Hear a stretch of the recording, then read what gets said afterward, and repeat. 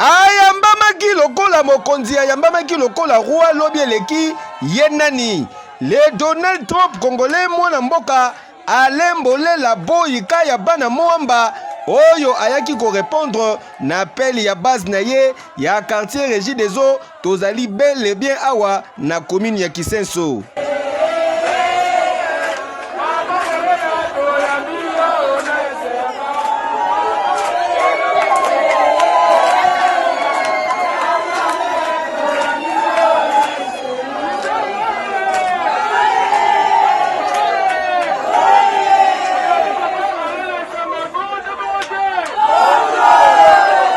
Oku ya masolo na bango basololaki sur oyo etali maponami ezali koya notamment mobilisation ya base formation ya batémoin kolakisa bango ndenge nini esengeli kovote pe oyo ezalaki na aspect mususu aspect social boyika ya mwamba le Donald Trump congolais azwaki charge ya koede ba mama na oyo etali mwa mombongo pe autre activité po basa sortir na ba situation ya lelo surtout likambo etali ba érosion oyo dérangeaka population ya Kisenso alembolela promettre bango ki ya komemela bango basak basala kaka ndenge basalaka en attendant solution durable.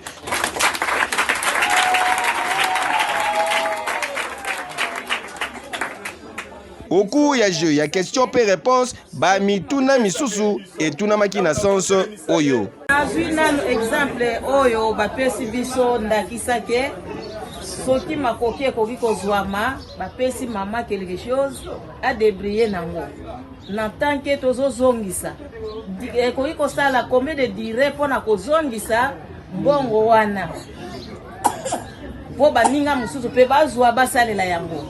Kasi avant zwa maloba mpona korépondre na mituna ya base na ye basengaki nanu atelema po ba remercier ye par rapport ya initiative na ye vision na ye implication na ba problème na bango pe surtout courage détermination pe motivation oyo azwi po na ko défendre ba intérêt na bango.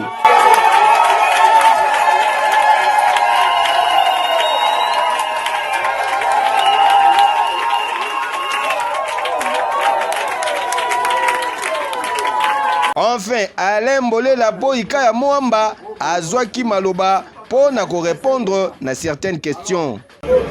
Mais na sali depuis 14 ans en Amérique. Mais na sali à peu près 35 voyages en Amérique Kinshasa. J'aime mon pays. Les hommes sous Kenda aya peut-être atamba la mokote. Mais le bolingo na nango pour na Congo na ya kawa. Ils ont pour la députation, mais ils ont pour l'entrepreneuriat. Ndeni toko sala pour créer une salle. Na yena batu ya ndenge na ndenge pour créer une entreprise pour créer une salle. Yango na lobi ceux qui attendent l'équipe député na continuer toujours kozala entrepreneur. Ya ko bengaka toujours mindeli bayaka na mboko yo ba exploitaka na mboko yo ba pesa ba congolais misala na pesa ba congolais misala ibele.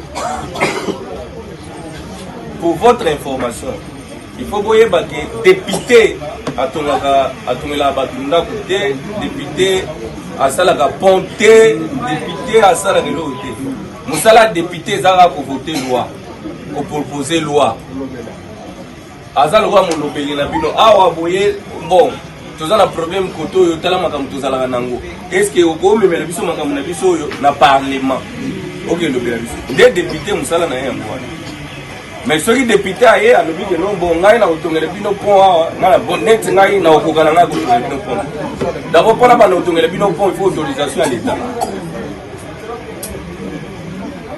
yango moni nazo na ebisi OK ngai nazo fonctionner nazo kende na deux fonctions. Ce qui nzamba pesi ngai masungi ya kozala na parlement et ça langa bien par rapport ya position naza nango ya entrepreneuriat et vous permettre ngai que atana ba partenaire na ngai na ye ole na place na obeta kokoko bakangela nga porte comme naza député et ko fungula nga porte na kera pesi. Très convaincu après ba réponse na ba question na bango population et communiquaki boye. Voter ngai na kocha mai place tel na kocha courant place tel na kosala boye ba promoter biso ngombe belé oyo ya makuta depuis 2011-2018 si lelo bazokontinue kolobisa biso makambo ya lokuta.